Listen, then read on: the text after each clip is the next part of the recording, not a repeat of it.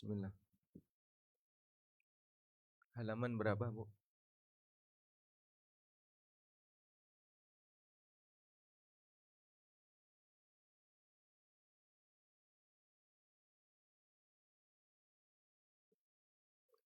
Assalamualaikum warahmatullahi wabarakatuh.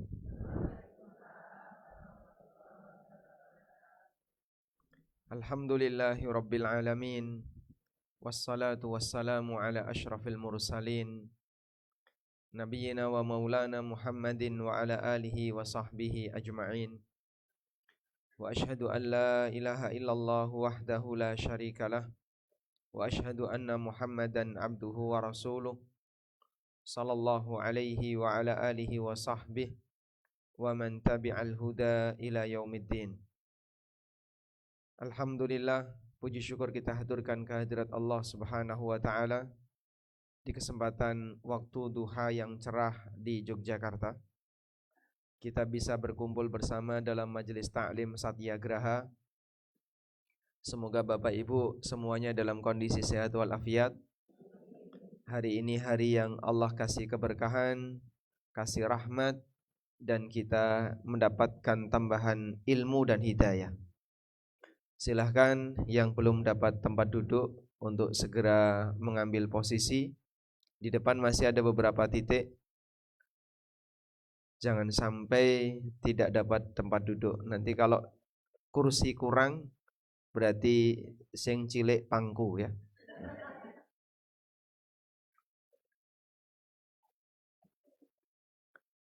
Baik. Mari kita memperbanyak membaca salawat Allahumma salli wa sallim ala nabiyyina Muhammad, terutama di hari Jumat. Karena kalau di hari Jumat salawat kita ditampakkan kepada Rasulullah sallallahu alaihi wasallam. Nabi sallallahu alaihi wasallam pernah mengatakan, "Inna min afdali ayyamikum yaumal jum'ah." Sesungguhnya hari yang paling utama kalian adalah hari Jumat. Fa'aksiru fihi minas salati alayya, maka perbanyaklah membaca salawat untukku. Fa inna salatakum ma'rudatun alayya, karena salawat kalian ditampakkan kepadaku. Jadi kalau jenengan memperbanyak membaca Allahumma salli wa sallim ala nabiyyina Muhammad, apa yang kita baca ditunjukkan kepada Rasulullah sallallahu alaihi wasallam. Si A, si B, fulan dan fulana dari Bantul memberikan salawat untuk Anda ya Rasulullah. Yang dari Pleret memberikan salawat untuk Anda yang dari Kota Gede, Masya Allah. Jadi kita bisa ngasih salawat kepada Nabi SAW di semua tempat. Tapi ada hari yang istimewa, yaitu hari Jumat. Makanya nanti saya kasih tugas ya. Ini yang paling jauh dari mana? Yang paling jauh saking pundi? Gamping. Gamping. Baratnya Gamping ada? Piyungan. Piyungan. Piyungan sama Gamping jauh Gamping ya. Mana? Saking pundi? Sedayu. Masya Allah. Dah paling jauh Sedayu ya. Baik. Dari manapun Anda, nanti saya kasih satu tugas. Sanggup enggak? Sanggup? Sanggup? Baik. Ya. Asal enggak berat-berat. Insya Allah tugasnya ringan. Ringan sekali. Nanti nek jenengan kondur dari tempat ini sampai rumah. Kalau bapak-bapak langsung pulang atau mampir masjid? Pulang dulu. Pulang. Nanti dari mulai tempat ini sampai rumah jangan putus dermimil moco sholawat. Sanggup insya Allah ya. Allahumma salli wa sallim ala nabiyyina Muhammad. Allahumma salli wa sallim ala nabiyyina Muhammad. Peng pinten Pak rasa dihitung. Semakin jauh perjalanan sholawatnya makin banyak. Sehingga yang rumahnya Kota Gede nanti ngalor dulu. Wah. Sampai tekan Sleman balik meneh. Nah, insya Allah nanti dia bisa mendapatkan salawat paling paling banyak. Semakin banyak makin bagus.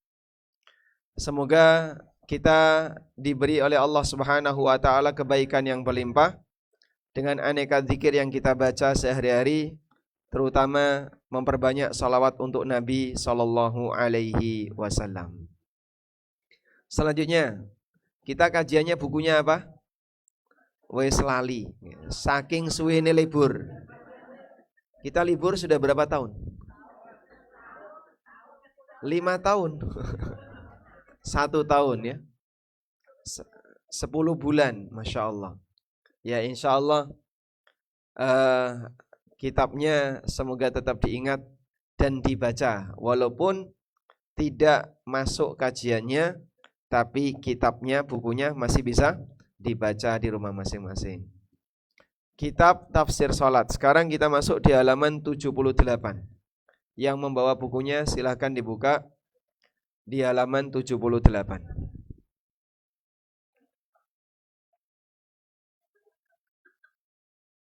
Baik. Jadi di halaman 78 kita mau belajar tentang bersedekap. Cara bersedekap. Kita lihat di sini. Yang pertama mengenai hukum bersedekap. Hukum bersedekap ketika sholat. Di antara dalil yang menyebutkan tentang sedekap adalah hadis Wa'il bin Hujr. Beliau menceritakan, "Shalla bina Rasulullah sallallahu alaihi wasallam."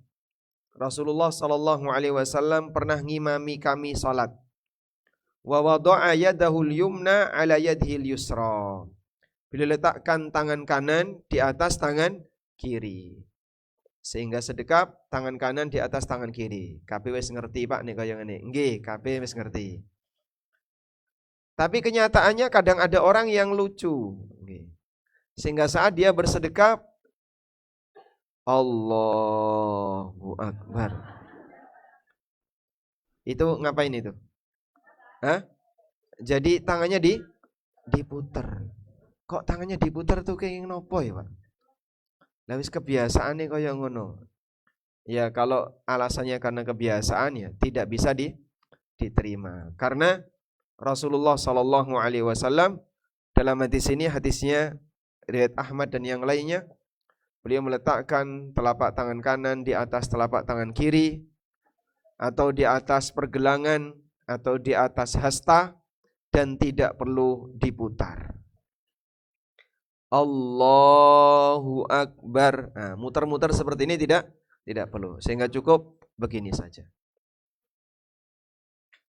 Berdasarkan hadis ini, jumhur ulama mengatakan bahwa bersedekap hukumnya anjuran. Bersedekap ketika sholat hukumnya anjuran. Ibnu Qudamah mengatakan, amma wad'ul yumna 'alal yusra. Meletakkan tangan kanan di atas tangan kiri. Fis salati, ketika salat. Famin sunnatiha, termasuk di antara sunnah salat. Fi qauli katsirin min ahli ilmi. Dan ini pendapat mayoritas ulama. Yurwa dzalika an Aliin wa Abi Hurairah wan Nakhai.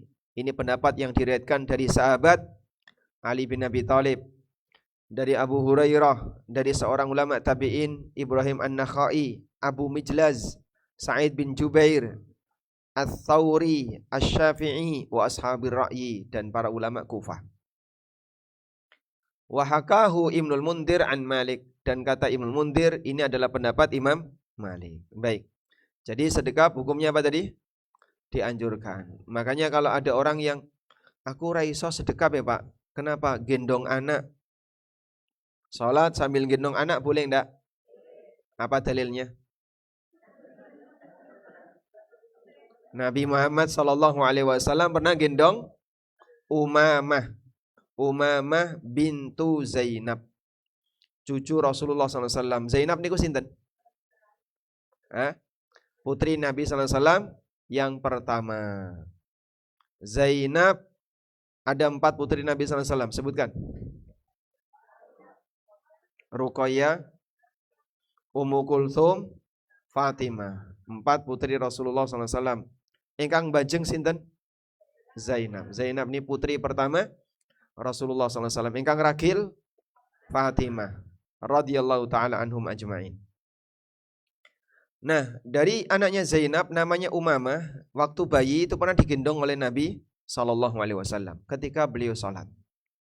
Sehingga saat beliau berdiri, beliau gendong itu Umamah. Ketika beliau rukuk dan sujud, beliau taruh Umamah. Terus seperti itu. Sehingga mungkin tidak bisa bersedekap sempurna karena harus gendong. Ya. Maka dalam kondisi tertentu misalnya ada orang yang sedekap Allahu Akbar, kenapa iki gendong tas? Wedi ndak ilang. Isine ATM. Nah. Boleh atau tidak? Boleh jika memang dibutuhkan. Sampun, sekarang lanjut ya. Posisi tangan ketika bersedekap. Ulama berbeda pendapat mengenai posisi tangan ketika bersedekap. An-Nawawi menyebutkan secara ringkas perbedaan pendapat itu. Coba kita baca di buku ya. Pendapat pertama mengatakan posisi sedekap di bawah dada, di atas pusar. Di bawah dada, di atas pusar. Sudah? Begini kurang lebih ya. Yang kedua, posisi sedekap di bawah, sebentar dulu. Yang pertama ini adalah pendapat jumhur ulama, termasuk Syafi'iyah menurut pendapat yang masyhur.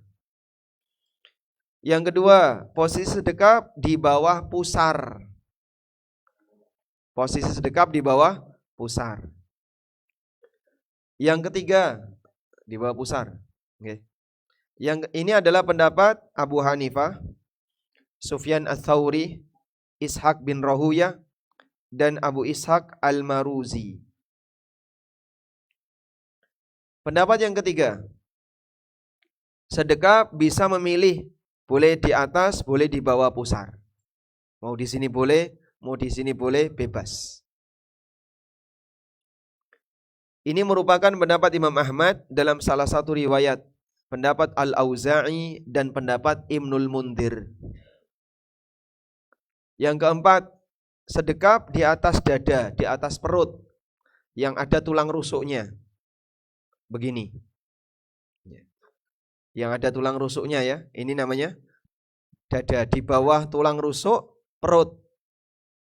Berarti ada 3 tempat yang disebutkan oleh para ulama: dada, perut, pusar. Dada, perut, pusar. Ada yang mengatakan sedekap di dada, di atas perut. Ini merupakan pendapat Imam As-Sindi dan dinilai lebih kuat oleh Syekh Albani. Baik. Jadi ada berapa pendapat? 4. Pendapat pertama apa? Di atas pusar. Pendapat kedua? Di bawah pusar. Pendapat ketiga? Bebas. Mau dimanapun boleh. Sudah? Pendapat yang keempat? Di dada, di atas perut. Baik. Maka kalau jenengan menjumpai ada orang sedekap kok beragam, kadang ono sing ning ngisor, ono sing ning dhuwur, ono sing ning ngisor dhuwur, biarkan saja. Karena seperti ini masuk dalam kategori ikhtilaf yang diakui, yang muktabar, dan ini hanya masalah mana yang lebih afdol. Ini ikhtilaf afdoliyah, mana yang lebih afdol. Maksudnya beriman Pak, nek sampean sedekap ning ngisor, melihat ada yang sedekap ning dhuwur, bukan berarti sholat kita lebih afdol daripada dia. Karena ini hanya masalah mana yang lebih afdol, tidak mempengaruhi keabsahan. Berikutnya, ada 3 cara bersedekap. Ada 3 cara bersedekap. Atau ada 2 cara bersedekap, saya ulang ya. Tata cara bersedekap ada 2. Yang pertama, tangan kanan diletakkan di atas tangan kiri tanpa digenggam. Nah, begini ya. Tanpa digenggam. Cuma diletakkan saja. Dan ini bisa diletakkan di punggung telapak kiri, atau di pergelangan, atau di lengan. Tapi tidak sampai di siku. Nah, sehingga tidak ada sedekap seperti ini. Nah, nek kaya ngene iki berarti kademen nggih. Jadi sedekap itu sebelum siku. Yang kedua, telapak tangan menggenggam telapak tangan kiri. Nah, begini. Nah, bisa menggenggam di telapak tangan kiri atau di pergelangan tangan kiri. Jadi kalau tadi cuma diletakkan, kalau yang ini diapain? Digenggamkan. Dan dua-duanya sunnah. Artinya boleh cuma diletakkan, boleh juga menggenggam. Sekarang kita lihat dalilnya. Dari Wa'il bin Hujr radhiyallahu anhu, beliau pernah mengatakan, la anduranna ila salati Rasulillahi sallallahu alaihi wasallam kaifa yusalli. Aku akan melihat salatnya Rasulullah sallallahu alaihi wasallam, bagaimana cara beliau salat.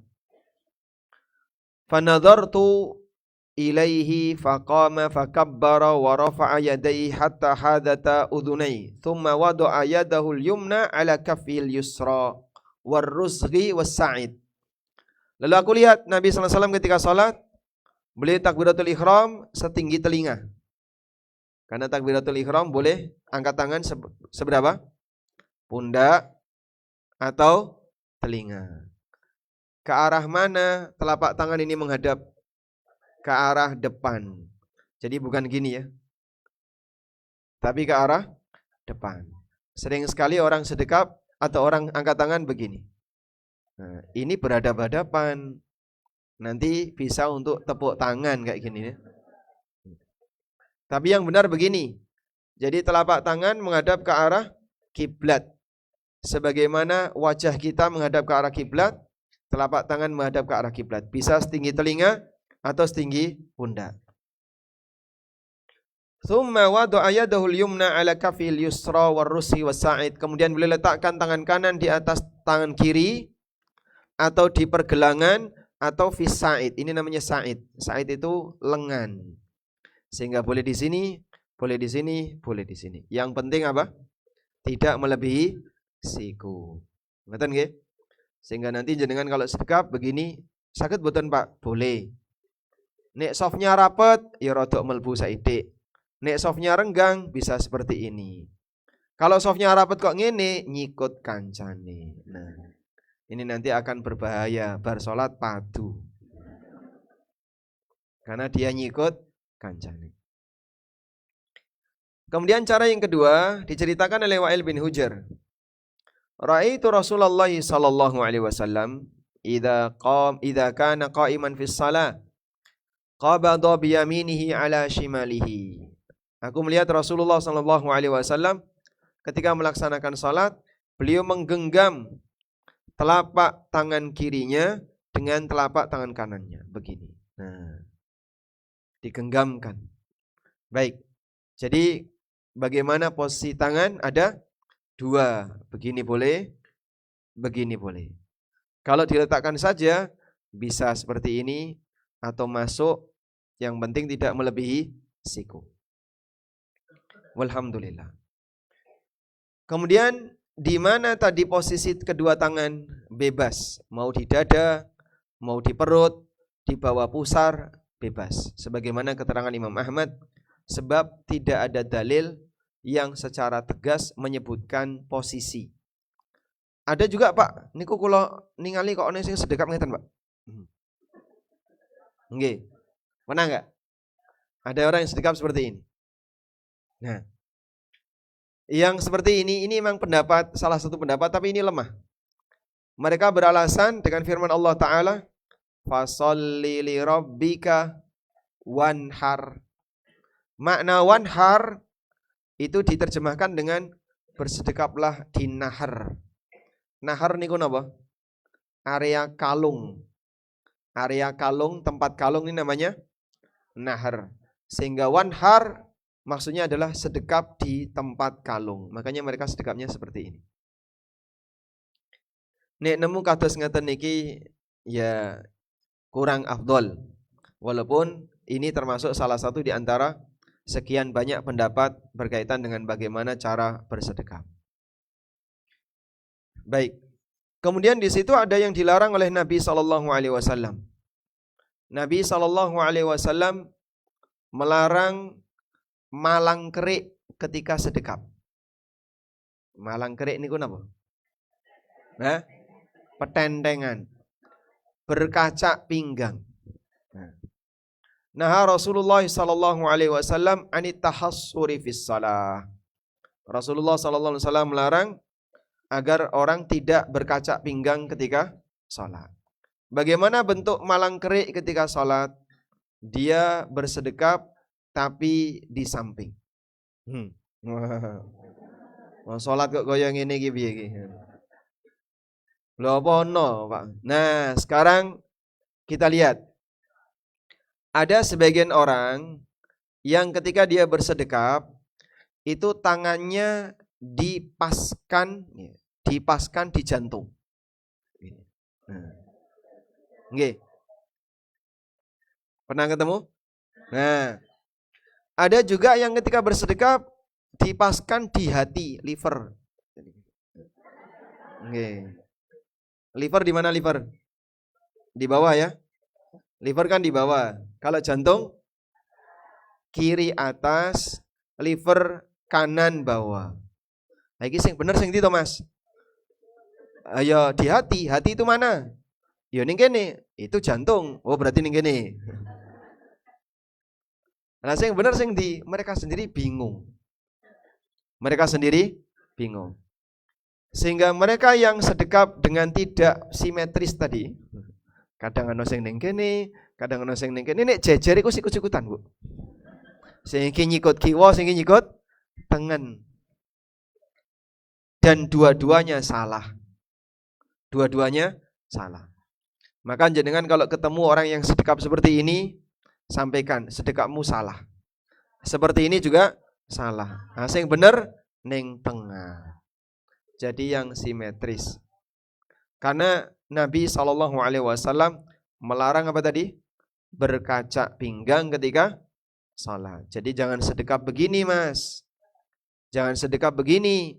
Tapi yang benar di tengah. Gitu ya. Nih tak gabung nih sakit betul, Pak. Lah pripun? Ngene, Pak. Wah kalau kayak gini malah parah sampean iki.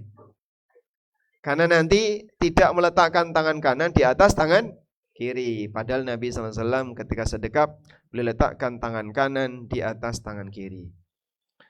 Inilah contoh orang yang kalau ibadah tapi tidak punya panduan, akhirnya sak karepe dhewe, sak-sake. Walhamdulillah kita bersyukur kepada Allah dijadikan oleh Allah sebagai hamba yang punya kepedulian untuk belajar. Gelem sinau itu tanda bahwasanya kita masih mau untuk memperbaiki diri. Dan sing disinau ini bener. Jadi dia ngaji bukan ngaji untuk golek dagelan, tapi dia ngaji untuk golek ilmu. Piye carane ibadah sing bener. Ora mung sing penting kathah ibadah. Karena yang diminta oleh Allah itu gimana? Alladzi khalaqal mauta wal hayata liyabluwakum ayyukum ahsanu amala. Allah menguji kalian, siapa di antara kalian yang paling baik amalnya, bukan yang paling banyak amalnya. Kata tapi rano tidak berkualitas, rano artine. Maka yang lebih penting adalah sedikit tapi mentes. Seperti itulah amal yang lebih dicintai oleh Allah Ta'ala.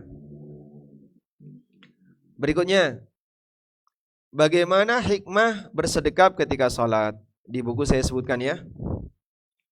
Bersedekap ketika posisi berdiri akan membuat sholat seseorang semakin tenang. Karena kedua tangannya tidak banyak bergerak. Makanya seorang penceramah, kalau dia dikasih mic berdiri niku nggih, lalu dia tidak dikasih cekelan, niku bingung niku. Iki tangane nyekel apa to iki? Makanya ana sing bingung, ana sing ning ngarep ngene, ana sing piye bingung. Sehingga kalau dia tidak dikasih cekelan, orang itu tangannya akan bingung. Golek cekelan dhewe. Saya sendiri juga begitu ya. Kalau ceramah kok rano cekelan, wah nyekel opo iki satu. Dari situlah hikmah bahwasanya salat, kalau kita salat, kenapa disyariatkan sedekap? Sebab tangan ini kalau dibiarkan lepas, tidak lebih tenang dibandingkan ketika tangan disedekapkan. Ya. Makanya posisi ketika orang itu anteng, tangannya di mana? Sedekap. Ayo anteng-antengan. Duh, sedekap kabeh nggih. Agar lebih anteng. Imam An-Nawawi rahimahullah mengatakan, qala al-ulama, kata para ulama, wal hikmatu fi wad'i ihdahuma 'ala al-ukhra annahu aqrabu ila al-khushu'i wa man'iha min al-abath. Dan di antara hikmah kenapa kita dianjurkan untuk sedekap ketika sholat, ini lebih dekat kepada khusyuk dan terhalangi dari main-main. Sehingga ketika dia sholat kok sedekap, lebih anteng daripada ketika dia sholat tangannya dilepas, tidak disedekapkan. Di samping itu, sedekap merupakan bentuk al-khudu'. Khudu' niku napa Pak? Ketundukan. Khudu' artinya dia ketundukan ketika menghadap Allah Subhanahu wa taala. Imam Ahmad pernah ditanya, apa maksud kita melakukan sedekap ketika salat? Jawaban beliau rahimahullah, huwa dhullun baina yaday azizin. Bahwasanya sedekap adalah bentuk ketundukan, kehinaan di hadapan Allah Subhanahu wa taala yang Maha Perkasa. Sehingga saat salat kita ini diperhatikan oleh Allah lahir batin, ya. Maka kalau ada orang salat tapi menyimpan perasaan ujub, rano gunani. Kamu menghadap kepada Sang Kuasa, Zat yang Maha Menciptakan, Zat yang menguasai segalanya. Kowe nek iso nalikane salat nunduk di hadapan Allah Subhanahu wa taala, tidak punya perasaan sombong sama sekali, tidak merasa hebat, tidak merasa ujub, karena kita sedang tunduk di hadapan Sang Pencipta. Makanya kalau ada orang yang salat tapi atine rodok dhuwur, salat atine rodok dhuwur niku maksudnya pripun, Pak? Sombong, krasa paling suci, krasa paling akeh dhewe pahalane dan seterusnya. Ini nyuwun sewu bisa jadi menghapus pahala salatnya. Iblis itu kenapa tidak mau sujud kepada Adam? Ujub. Berawal dari apa? Ujub. Ujub niku napa sih, Pak? Krasa luwih dhuwur karena merasa dia lebih hebat. Dia diciptakan dari api dan Adam diciptakan dari tanah. Maka saat ditanya oleh Allah, "Ma mana'aka an tasjuda id amartuk?" Apa yang menyebabkan kamu tidak mau sujud ketika aku perintahkan? Apa jawaban iblis? Khalaqtani minna ana khairum minhu khalaqtani min narin wa khalaqtahu min tin. Aku luwih apik timbangane Adam. Engkau ciptakan aku dari api, sedangkan kau ciptakan Adam dari tanah. Nah, berarti kan aku luwih dhuwur. Sing jenenge api ini di atas tanah. Iblis tidak tahu kalau di dalam tanah ada api. Pusat bumi kan katanya api. Wallahu a'lam. Baik, kita tinggalkan iblis. Sekarang kita beralih ke doa iftitah. Sudah selesai tentang bersedekap, kita beralih ke doa iftitah, ya. Doa iftitah bisa juga disebut istiftah. Bisa disebut iftitah, bisa disebut apa? Istiftah. Dua-duanya boleh. Mau iftitah boleh, istiftah juga boleh. Artinya pembuka. Kenapa disebut sebagai doa pembuka? Karena doa ini dibaca tepat setelah takbiratul ihram. Dibaca tepat setelah takbiratul ihram.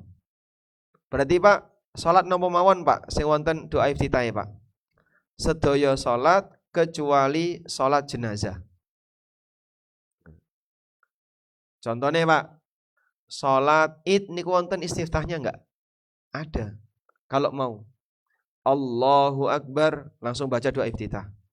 Terus takbir apa namanya? Takbir tambahan, takbir zaidah. Ping pinten? Rakaat pertama 7, rakaat kedua tumo 75.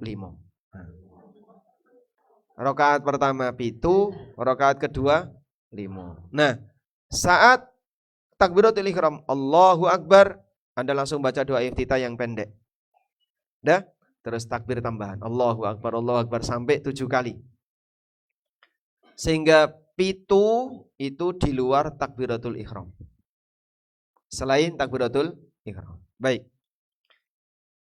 Ulama berbeda pendapat mengenai hukum membaca doa iftitah. Dalam kitab 4 mazhab dinyatakan doa ul iftitah sunnatun inda thalathatin minal ulama. Doa iftitah hukumnya sunnah menurut 3 imam, Hanafiyah, Syafi'iyah dan Hambali. Berbeda dengan pendapat Malikiyah, mereka mengatakan doa iftitah hukumnya makruh.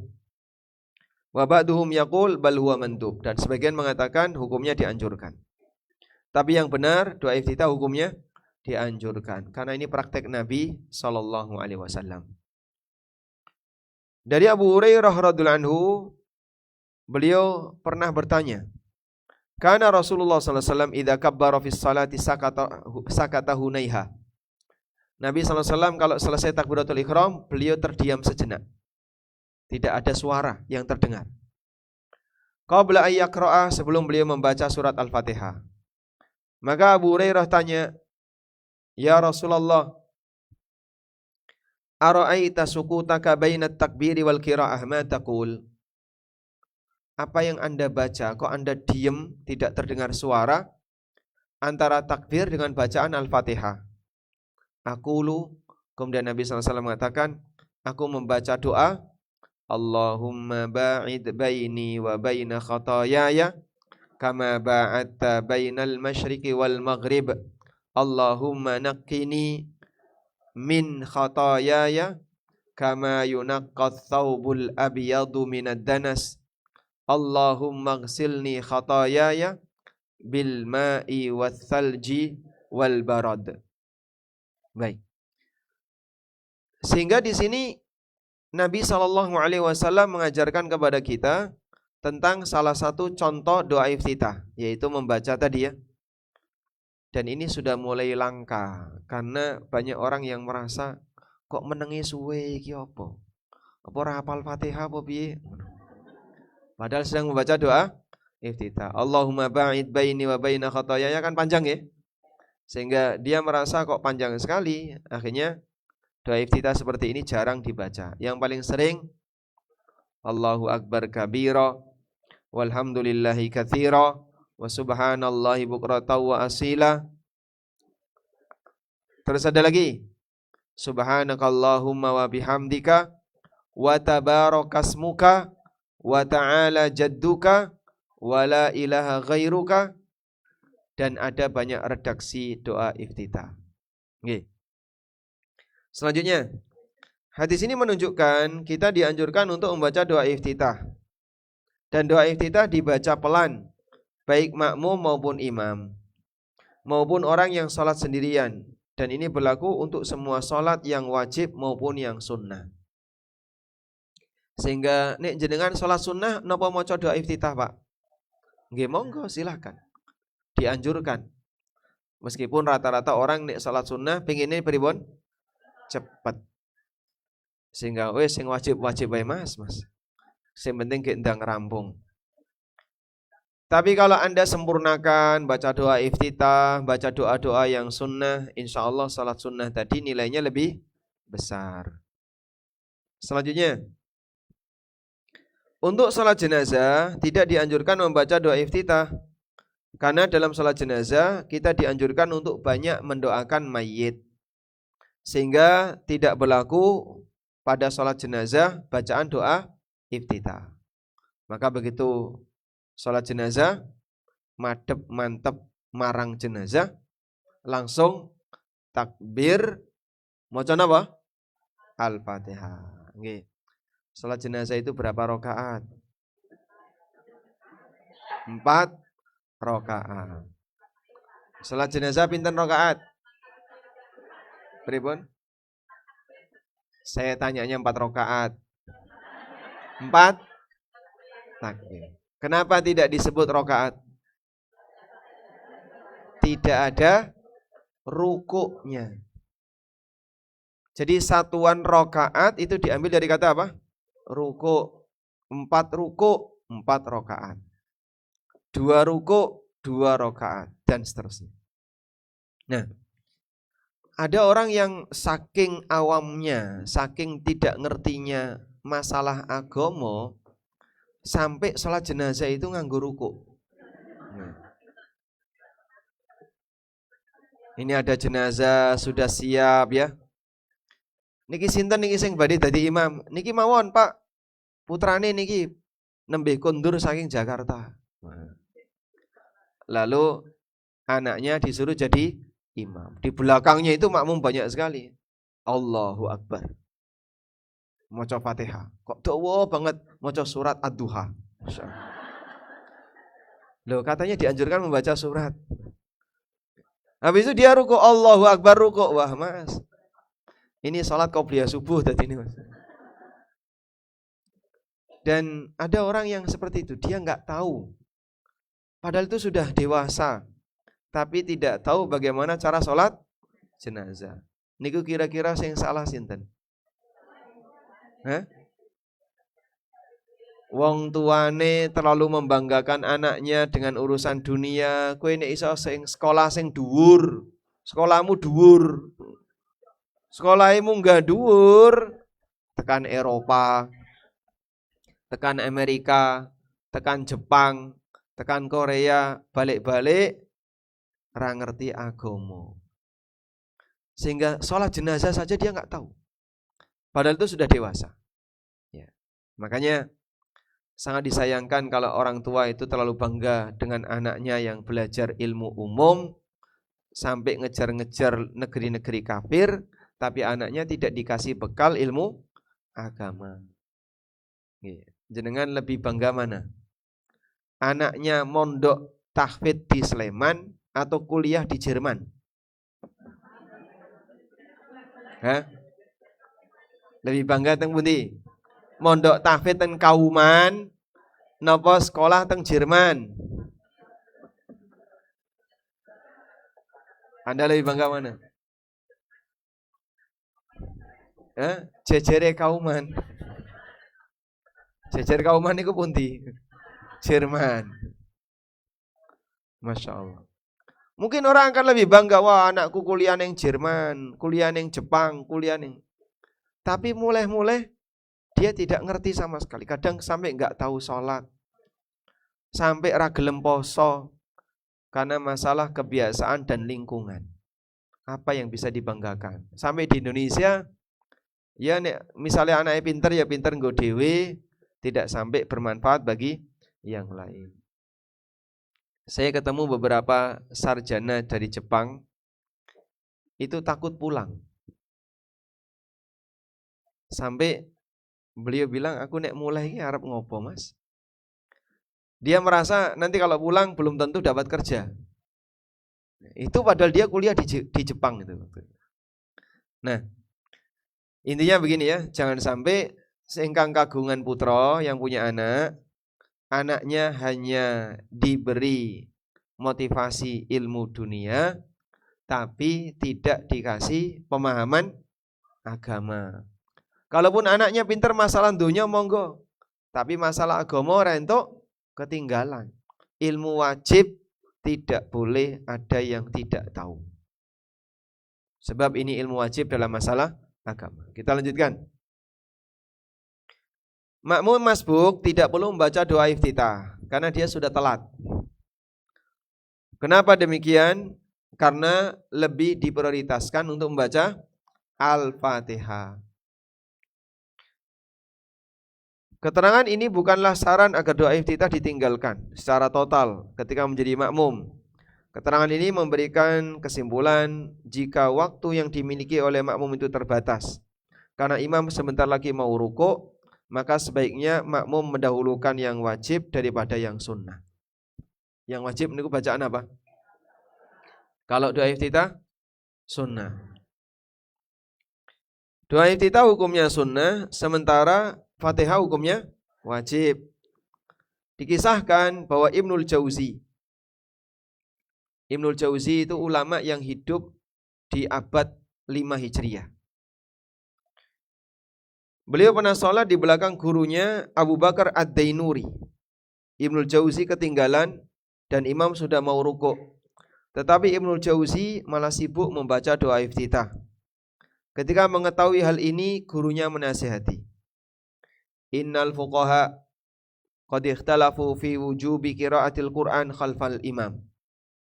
Ulama itu memang beda pendapat tentang wajibnya membaca surat Al-Fatihah di belakang imam jika dia jadi makmum. Walam yakhtalifu, tapi mereka tidak beda pendapat fi annal istiftaha sunnatun, bahwa doa iftitah hukumnya sunnah. Fashtagil bil wajib wa da'i sunnah. Karena itu dahulukan yang wajib, tinggalkan yang sunnah. Nah, itu cara yang benar, cara yang tepat, prioritaskan yang wajib sebelum yang sunnah. Contohnya tadi ya, sampean masuk, imam sudah setengah jalan. Allahu Akbar. Allahumma ba'id baini wa baina khotoyaya kama ba'adta bainal masyriqi wal maghrib. Allahu Akbar. Aku durung sepat Fatihah kok wis rukuk. Ayo salamu dewe. Seharusnya kamu tadi gimana? Langsung baca Al-Fatihah. Jangan malah sibuk maca doa iftitah. Nah, kesalahan dia malah sibuk membaca doa iftitah dan tidak membaca Al-Fatihah. Wallahu a'lam. Selanjutnya, doa iftitah itu beragam. Doa iftitah itu beragam. Sampeyan titeni niki nggih. Yang benar sebisa mungkin dihafalkan sebanyak-banyaknya. Sehingga ada ragam 1, ragam 2, ragam 3, doa iftitah versi 1, versi 2, versi 3. Ngoten nggih? Ya. Tujuannya apa, Pak? Biar ketika sholat itu bisa lebih khusyuk. Kok bisa, Pak? Karena kalau kita cuma menghafal 1 saja, biasanya hanya otomatis. Allahu Akbar, Allahu Akbar kabira walhamdulillahi katsira. Karena saking seringnya sampai apa? Otomatis. Sebab itu bacaan yang sering dia baca. Tapi kalau dia punya banyak hafalan, Allahu Akbar, milih sing dia. Nah, karena dia punya 3 hafalan, maka dia mikir untuk milih salah satu, itu termasuk menambah kekhusyukan dalam sholat. Sehingga sholat yang jenengan lakukan tidak sholat yang sifatnya otomatis, tapi sholat yang Anda lakukan diiringi dengan mikir terlebih dahulu. Lebih dari itu, nanti menghindari fanatisme golongan. Nyuwun sewu. Ibu, yuswa pinten? 69. Doa iftitah yang biasa dibaca apa? Sebelahnya. Allahumma ba'id baini. Yuswa pinten jenengan? 60. 50. Baik. Dari mulai kecil sampai usia 50, sing dihafal mong Allahumma ba'id baini wa baina khotoyaya. Nggih, ngoten nggih? Enggak. Kan ada orang yang seperti itu.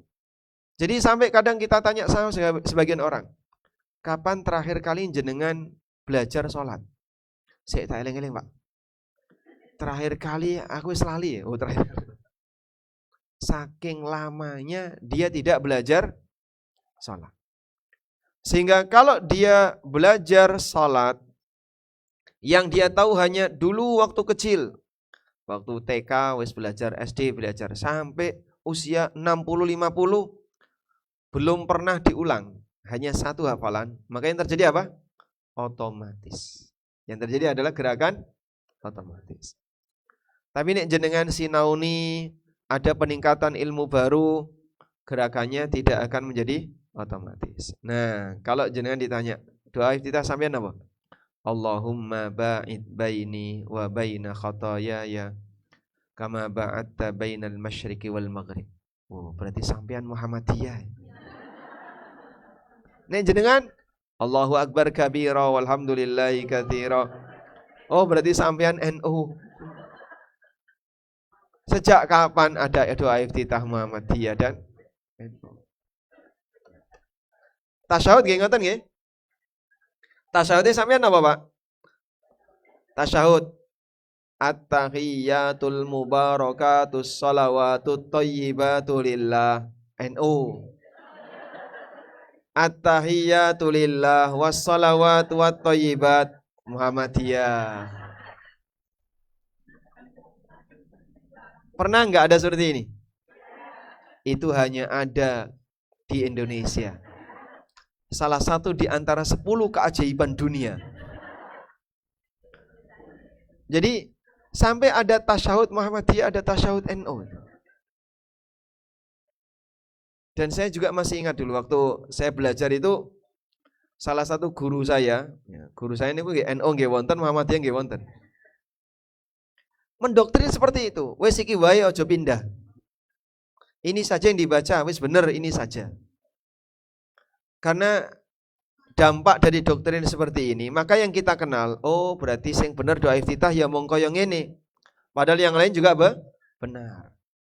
Nah, saat Anda belajar, dengan belajar Islam yang benar, Anda akan diajak untuk keluar dari sempitnya golongan menuju luasnya syariat Islam. Dan itu yang saya rasakan. Oh, dhisik iku nek aku belajar sinau mong koyo ngene. Oh, ternyata sekarang ragamnya banyak. Betapa luasnya syariat Islam. Yang sampai sekarang beberapa teman saya itu masih bertahan. Aku nek moh metu saka iki moh aku. Sehingga dia pegangi ini, hanya ini saja. Keluar dari ini saya enggak mau. Ya sudah, aku tidak sependapat dengan kamu. Aku lebih senang belajar itu tidak dibatasi oleh ormas.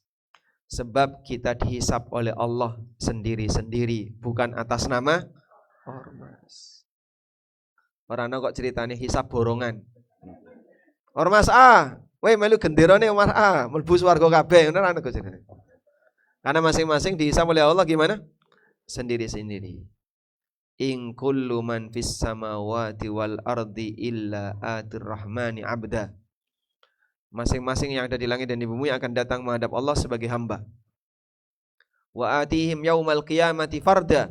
Dan Allah akan datang kepada mereka pada hari kiamat fardan, sendiri-sendiri. Wallahu alam. Nah, tugas jenengan, nggih, maka tugas berikutnya menghafalkan 5 macam doa iftitah. Sanggup? Disetorkan tahun depan. Nanti kajian berikutnya kan tahun depan. Hafalkan 5 macam doa iftitah. Sanggup insyaallah ya? Apa konsekuensinya kalau enggak hafal? Nggih? Boleh pulang duluan. Baik, pencekap, demikian yang bisa kita sampaikan. Semoga yang sedikit ini bermanfaat. Wassallallahu ala nabiyyina Muhammadin wa ala alihi wa sahbihi wasallam. Wa akhiru da'wana anil hamdulillahi rabbil alamin. Wassalamualaikum warahmatullahi wabarakatuh. Ada tanya jawab enggak, Mas? Oh, tanya saja.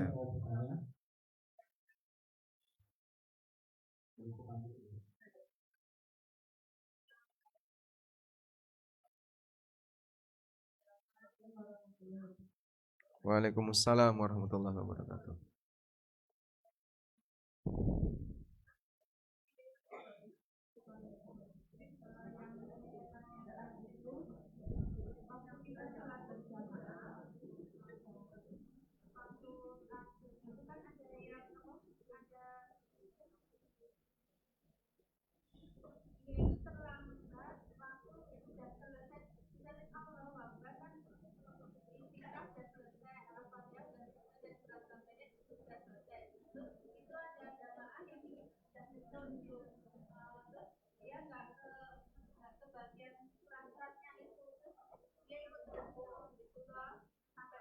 Imamnya masih ruku, makmumnya ini menyusul ruku. Pertanyaannya, satu rakaat atau belum? Oke. Jenengan perhatikan ini ya. Kalau ada makmum yang masbuk, imam sedang ruku, lalu makmum ikut ruku, kapan dihitung satu rakaat? Ini pernah dijelaskan oleh Ibnu Umar radhiyallahu anhu. Dijelaskan sinten? Ibnu Umar. Niki belum selesai loh kajiannya kok. Bukunya dilebokno kabeh niki. Berarti pun mboten santen tanya jawab Mas. Nyadat ya, dicatat. Ibnu Umar mengatakan, siapa yang ikut rukuk dan mendapatkan tumak ninanya imam, maka dia mendapatkan satu rakaat. Jadi kata kuncinya ngeten. Dia bisa ikut rukuk tumak nina bersama imam. Maka kalau imam rukuk, terus kita nyusul, langsung Allahu Akbar terus rukuk. Begitu kita turun rukuk, sami Allahu liman hamida, imame ngadeg. Kita baru turun rukuk. Anda belum beruntung. Berarti ketinggalan satu rakaat. Tapi kalau imamnya masih ruku, Allahu Akbar, jenengan masih ruku, sami Allahu liman hamidah, sami Allah liman hamidah, dapat satu rakaat. Makanya dianjurkan bagi imam untuk ruku rakaat pertama agar dibuat panjang. Tujuannya apa? Agar makmum yang ikut ruku bisa mendapatkan satu rakaat bersama imam, terutama makmum-makmum yang masbuk tadi. Begitu? Monggo. Waalaikumsalam warahmatullahi wabarakatuh.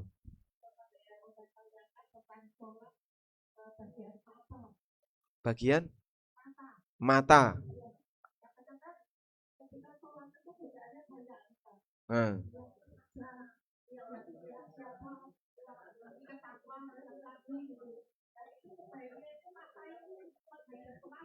Mata menghadap kemana? Oke, sambun. Nih, terus.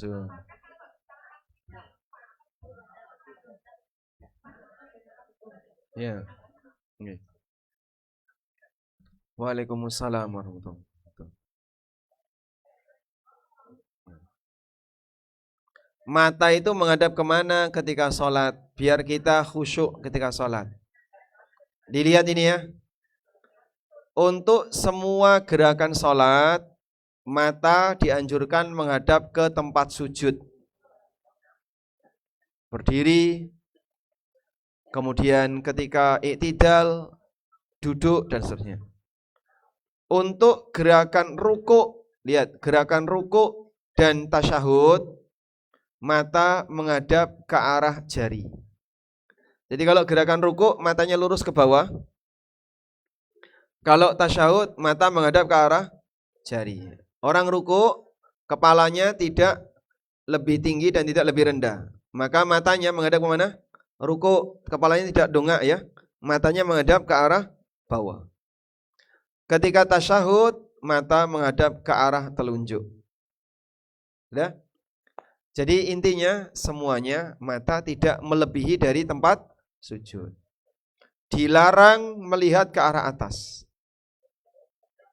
Jadi dalam sholat kok, wah, kalau dongak delok dhuwur ini nggak boleh. Ya. Nabi SAW ngasih ancaman. Mereka yang senenganin dongak ketika sholat, layan tiahiyan akwamun, hendaknya dilereni kebiasaan seperti itu. Atau kalau tidak, Allah Subhanahu wa taala akan menyambar matanya. Sehingga ancamannya sampai matanya bisa dibuat buta. Gara-gara apa? Lihat ke arah atas. Makanya kalau sholat ya tidak usah lihat jam, tawakal saja. Lalu lihat ke arah tempat sujud. Wallahu a'lam. Monggo. Waalaikumsalam warahmatullahi wabarakatuh.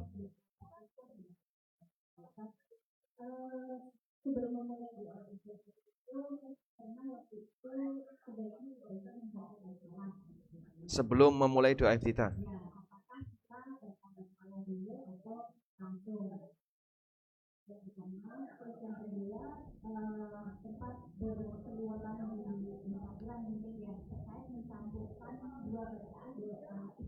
Nggih.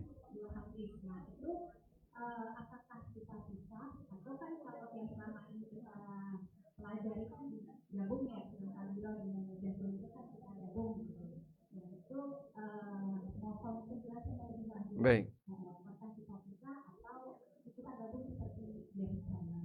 Nggih. Waalaikumsalam warahmatullahi wabarakatuh. Yang pertama, apakah ada bacaan basmalah sebelum iftitah? Jawabannya tidak ada ya. Bacaan basmalah itu diucapkan sebelum baca surat Al-Fatihah. Sehingga Allahu Akbar langsung Al-Fatihah, langsung doa iftitah, baca ta'awudz, a'udzu billahi minasyaitonir rajim, bismillahirrahmanirrahim, lanjut bacaan Fatihah. Sehingga bismillah itu dibaca mengawali bacaan Al-Fatihah. Yang kedua, boleh enggak menggabungkan doa iftitah dua versi dalam satu salat? Allahu Akbar kabira walhamdulillahi katsira wa subhanallahi bukratan wa asila. Inni wajjahtu wajhiya lilladzi fataras samawati wal ardh sampai akhir dari doa iftitah. Ini gabungan dua riwayat. Apakah boleh menggabungkan seperti itu? Nah, pembahasan ini sama dengan boleh enggak ketika rukuk menggabungkan semua doa rukuk. Subhana rabbiyal azim, subuhun qudusun rabbul malaikati warruh. Subhanakallahumma rabbana wa bihamdika Allahumma gfirli, digabungkan kayak gini boleh enggak? Ada dua pendapat ulama. Pendapat yang pertama mengatakan boleh digabung. Ini pendapatnya An-Nawawi. Di buku tafsir salat ada ini, penjelasan tentang ini ya. Menggabungkan doa-doa yang beragam dalam satu rukun. Pendapat yang pertama mengatakan dianjurkan untuk digabungkan. Ini pendapatnya siapa? An-Nawawi, sebagaimana keterangan beliau dalam kitab Al-Adhkar. Yang kedua, tidak boleh digabung sehingga sendiri-sendiri. Maka kalau jenengan hafal dua, ya gantian. Nanti sholat ini versi 1, sholat yang kedua versi 2, sholat ketiga versi 3, dan seterusnya. Dan ini pendapat mayoritas ulama. Yang kedua ini pendapat mayoritas ulama. Oleh karena itulah Nabi SAW mengajarkan kepada kita, mereka beralasan begini. Nabi SAW itu mengajarkan kepada kita, satu rukuk ya satu doa, bukan digabung semua doa. Maka praktek yang kita lakukan juga sama. Bahwasanya doa itu kita baca secara bergantian dan bukan digabungkan. Wallahu a'lam.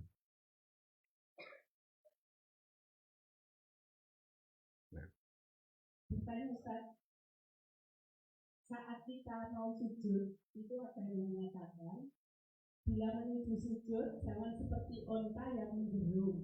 Menderum. Turun. Ambruk, turun.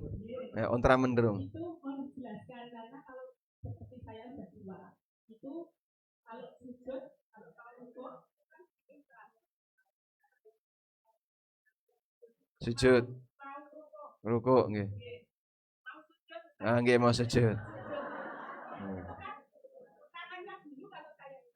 Tangan dulu. Karena lutut dulu enggak kuat. Nggih.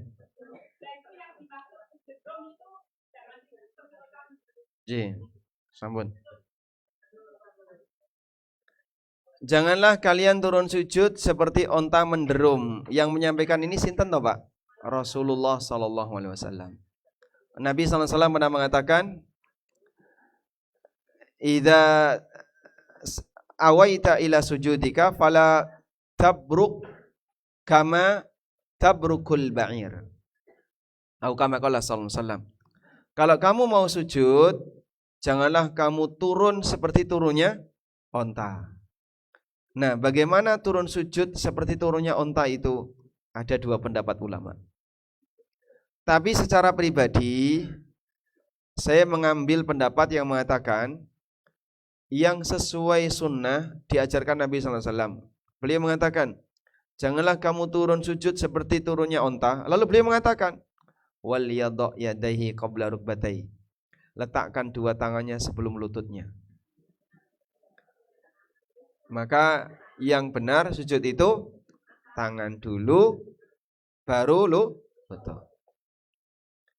Dan ternyata ini juga lebih nyaman bagi para kasepuan, ya. Para lansia, sehingga sholat ramah lansia itu tangan dulu sebelum lutut dulu.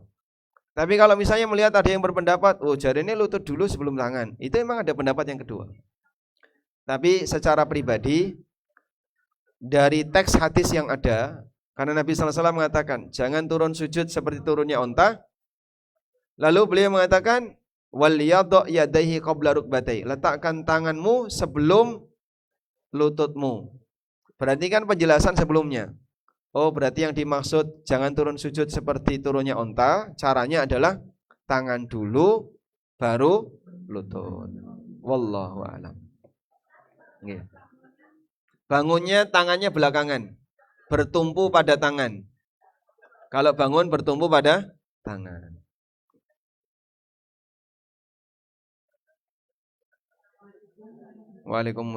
Waalaikumsalam warahmatullahi wabarakatuh.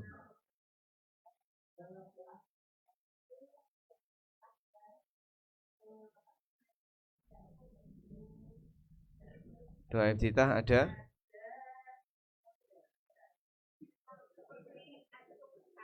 Ada keberkahan. Nggih.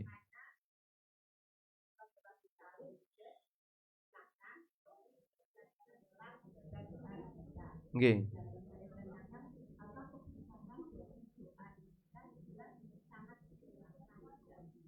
Nggih.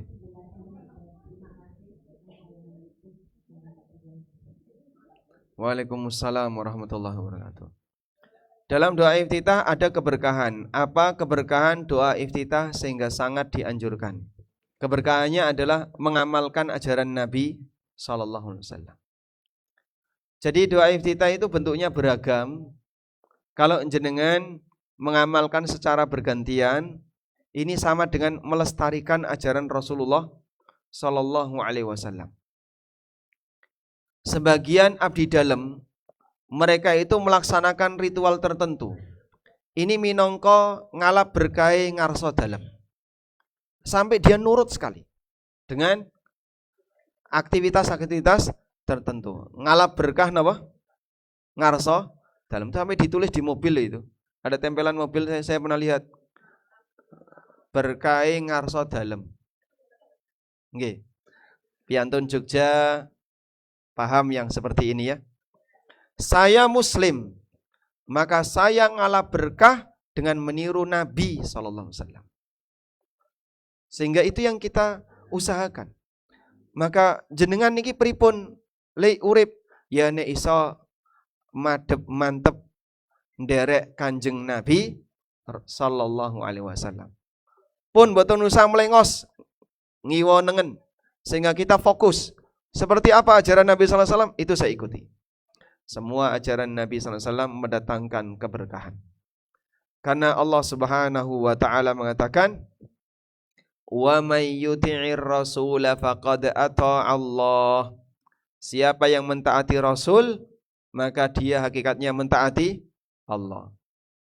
Dan mentaati Allah Subhanahu wa taala akan diberi rahmat dan keberkahan dari Allah Subhanahu wa taala. Maka kenapa kita harus salat sesuai dengan dalil? Jadikan salatmu berdalil agar salat kita makin barokah. Wallahu a'lam.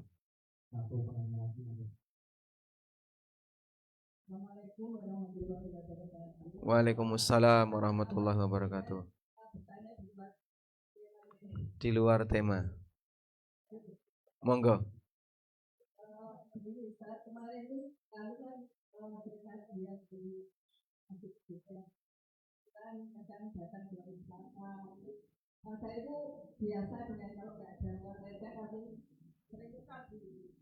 Di masjid.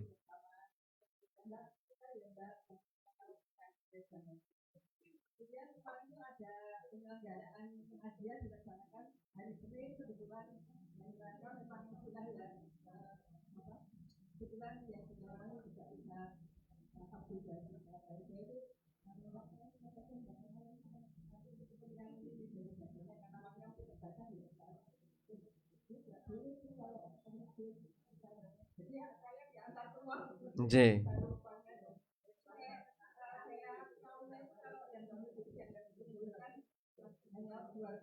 Nggih. Karena tukar uang termasuk jual beli. Nggih.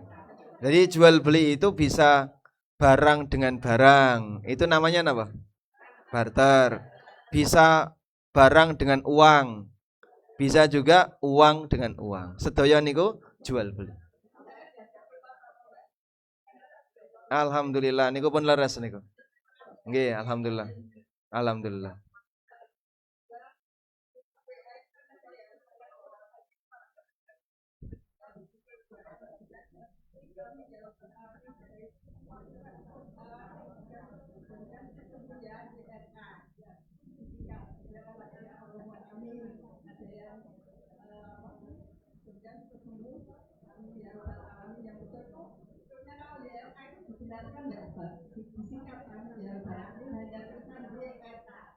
Di, amin YRA. Ya. Ya, sebenarnya tulisan itu hanya mewakili lisan. Kalau yang baca paham, amin YRA. Engko nek salah maca Y Yanto R Roni A Adi. Oke, amin apa tuh kene?